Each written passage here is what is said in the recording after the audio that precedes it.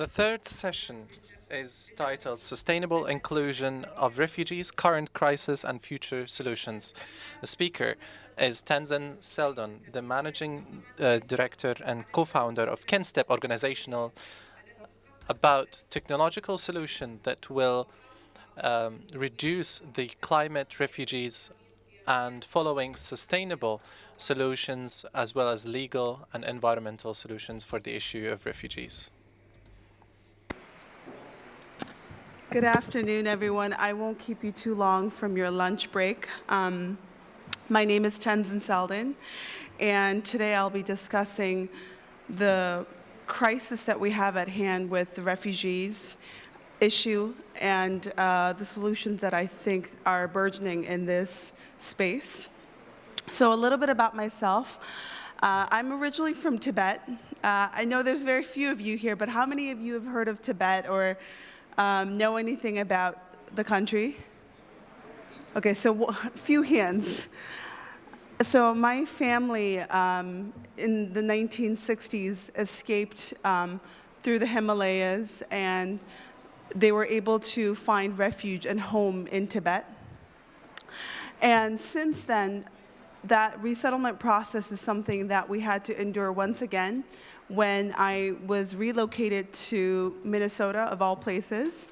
So you can imagine, from someone who has lived through the migrant and refugee experience in multiple countries, it's something that's very close to my heart.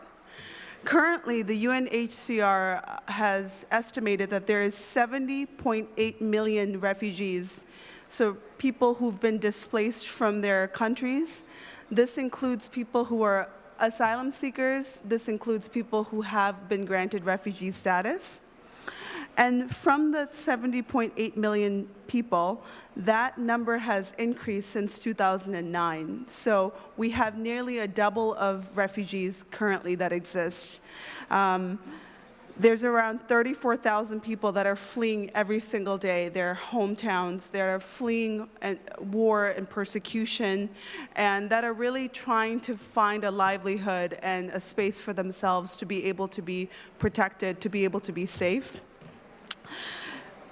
Refugees are individuals who have no choice, so they flee because they have no sense of agency, because their countries or their hometowns that they are from, they can't return back to. So they're sometimes the most vulnerable groups because they have very little political and social rights.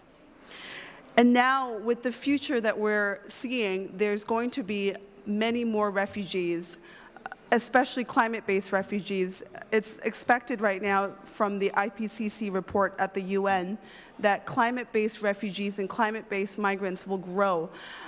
By 2050, we're seeing the numbers expected to be around 200 million refugees, climate-based refugees, who are people that are fleeing everything from drought, from Guatemala, to sea level rising, to natural disasters. 200 million people is the conservative estimates. We have some people that are saying a billion people in the next 30 years by 2050. So 1 billion people, that means about 1 in every 9 human beings will be a refugee or a migrant of some kind. And this is a crisis that will not go away in my lifetime or in your lifetime or in any of our shared lifetimes. This is a crisis that will continue on, and a crisis that really needs solutions. And even though it is an escalating crisis, and even though it is a crisis that is mounting, I still believe there are equitable solutions, and I still believe that there are ways to make sure that this crisis can be handled. So some of the solutions that I'd like to offer is for you all to really think about in your respective fields. I believe that solving this refugee crisis will be the ultimate test of our character and will be the test of the way we unify, because this is a moral issue more than anything else. Yes, it has a legal component. Yes, it has a social component. But the way we treat the most vulnerable group is a question of moral compass for us. The United States, for example, and many other countries around the world has now opted for the theme of protection, so protecting their land. And this is a theme I'm seeing all across. So the United States this year has only taken in around 18,000 refugees, and that's a significant drop. This is the lowest since the 1980s. And so when we look at research, why is there such levels of anti-immigration rhetoric going on? I believe a lot of that has to do with storytelling and narrative, and the way that we've been defining how we engage with this conversation. So solution number one is that we don't need to build any more walls. What we need to build is more protection. What we need to build is more security for refugees, because this is an issue now that is not under the hands and control of human beings. This is also now a climate-based issue. It's a natural disaster issue. The second is let refugees work. I have never met in my life a single refugee who wants humanitarian aid. I have never met a refugee who would rather opt for aid rather than work. The company I founded, KinStep, we connect immigrants and refugees with dignified work. And what refugees are looking for more than anything else is dignified labor. In a study in 2014, they found that in Uganda, the refugees there who had the opportunity to work were actually able to minimize the humanitarian aid they got, and they opted and they asked instead for labor. They said, we don't want aid, we would rather have labor. Most refugees can never return to their homeland. Only about 100,000 of the millions that I'm talking about, of the 70 million, only 100,000 can actually return home. So because the percentage of people who are returning home is so little, we need to make sure we find solutions to how can they actually include and be integrated in the local economy. And the only way they can do that is through work.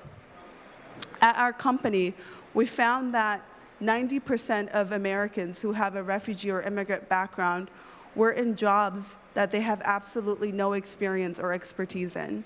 So that's 90% of people within our economy that are actually not being integrated. We have doctors, astronauts, philosophers who are working as cab drivers, who are working as under the table, in the under the table economy, in the shadow economy, and are not able to fully integrate that way. We're stripping away their dignity when we don't give them a job. The third solution is invest directly in refugees and invest in their education. Half of the refugee population right now are children, and of that half, 3.5 million refugee kids don't have access to education. So that is why we are seeing a high level of mental and other physical ailments and problems that are occurring within these children who have nowhere to go and not the freedom of movement that we all have. So when we are able to invest in the refugee education and we're able to invest in the refugee kids, we find that the outcome is very different. Because of the crisis that's happening in Syria, I've been able to witness firsthand and see the refugee entrepreneurs, many of them who are very young, in their 20s, actually come up with technological solutions to the crisis. I saw some of them in Germany that have been creating a web-based app that actually uses to translate or that uses to find the local grocery store. So these are the helpful resources that refugees, when they have the chance to work and when they have a chance to be educated, can actually be how they can actually flourish in the economy. Most refugees, in fact, not a single refugee I've ever met wants to flee violence to go to another place of violence. So when there is a lot of fear-mongering in the media or within population that say, if we bring refugees, we are inviting violence, I always dispute that claim, because what refugees want more than anything is peace. They want internal and external peace. And education and labor is one of the quickest and safest ways to predict that. The last solution, which I really believe is the most important of all, is the Sustainable Development Goal number 17, which is partnership. We need to find ways that refugees and migrants can partner with, have multilateral partnerships across the board with civil society, with public government, as well as with the private sector, because this is a global problem, and because this is a global problem, it requires global solution. Right now, majority of the work in this space has been dealt with civil society and the public sector. I really believe that there is a rare opportunity for technology and for the private sector to actually have an input in this area and actually be able to affect the lives of refugees in this area. We need to be able to make sure that the support for refugees in the host countries is equitable and fair. Right now, the majority of refugees in the world are in developing countries or middle developing countries. So places like Pakistan, for example, have only 1.38 million refugees, and Turkey has a significant amount, 3.6 million refugees. So these are countries that are sharing majority of the responsibility of hosting refugees. And we need to make sure that we give these countries the infrastructure that the West can provide, as well as the East, but mostly really the burden of responsibility falls on all partners, including the West, to be able to provide funding for these refugee countries that are hosting, for countries that are providing the resources. We need to be able to empower them, and we need to make sure that there's a system in place that they can feel supported. Because without the political and social will, I don't believe that there is a way out. And without there being the right course of action, there really will not be a solution to this. So in the end, what I really want to leave you all with is that although this seems like a mounting catastrophe at hand and a mounting problem, it is still a problem that can be reversed. It is a problem that can have a solution. And the solutions I've laid out today are going to take a long time, and it's going to take a lot of work, but it is not impossible. And if we can come together and unite as people, rather than as countrymen, rather than as just Americans or Canadians, if we come together as humanity, there is a way to come together through the United Nations and through multilateral discourse and dialogue to be able to solve this global crisis at hand. Thank you.